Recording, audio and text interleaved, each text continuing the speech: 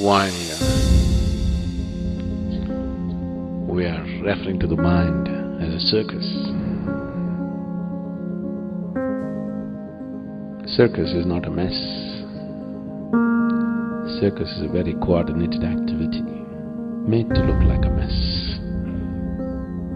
Deliberately made to look like a mess, but an extremely well-coordinated activity. That's what circus is.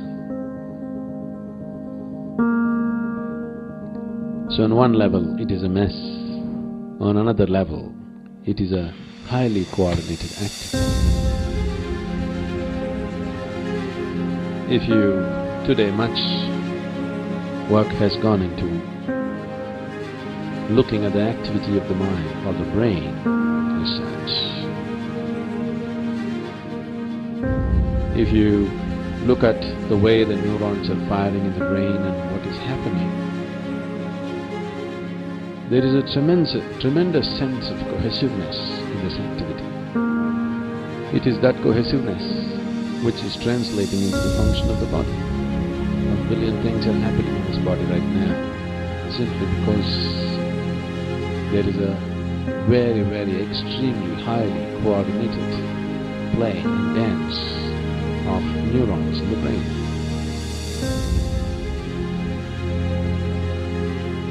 But mind as an experience, people, in most people's experience, unfortunately, it's become a mess. So it's a circus. Both the aspects of the circus are there.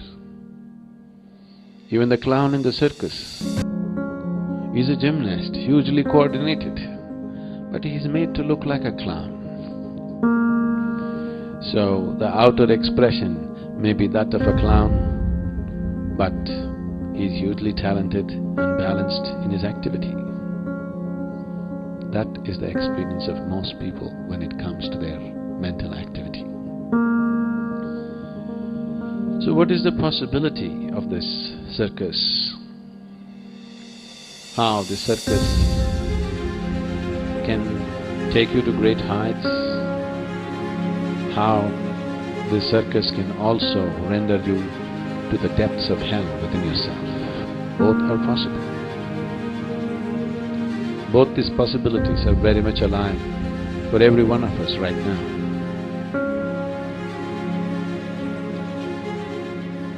So how we conduct this circus is the whole thing.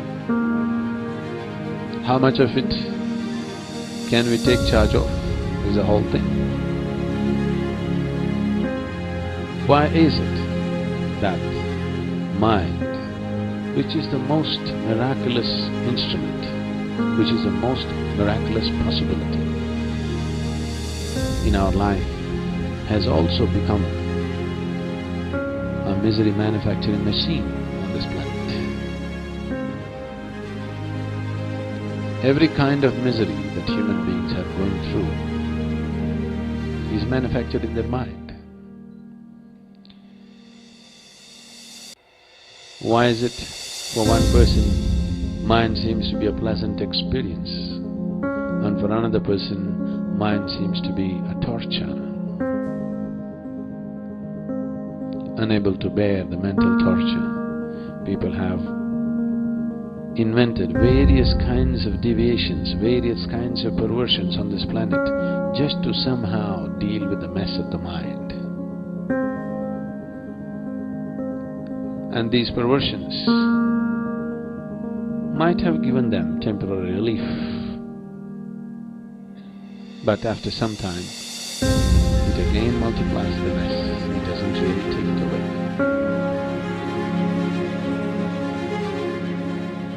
The moment your intellect, let's differentiate between these two. Intellect is like a scalpel which is constantly cutting through everything. Your ability to discriminate between one thing and the other is purely because of your intellect. You can make a distinction between me and this seat only because your intellect is functioning. You know that you must come through the door, not through the wall, only because your intellect is functioning. Without the activity of the intellect, you cannot discriminate. So the the basic process of discrimination, setting things apart, is happening because of intellect. So this is like a scalpel which is cutting everything to give you some sense of perception. If a knife has to cut through anything effortlessly and well, it's extremely important that whatever that it cuts through does not stick to it. You cut a cake today, somebody said it's their birthday today, happy birthday to you. You cut a cake today, tomorrow you cut bread, day after tomorrow you cut something else. If all of it, the residue of it goes on sticking to this knife, after some time, this knife becomes a useless knife. Whatever you cut, I think some of you in your kitchens you must have experienced the ladies, you cut onions with this knife. After that you go and cut mangoes, you go and cut apples, everything tastes like onion. Isn't it so? Because the residue of what you cut through, once it sticks to the knife, now that knife in many ways becomes more of a nuisance than a help.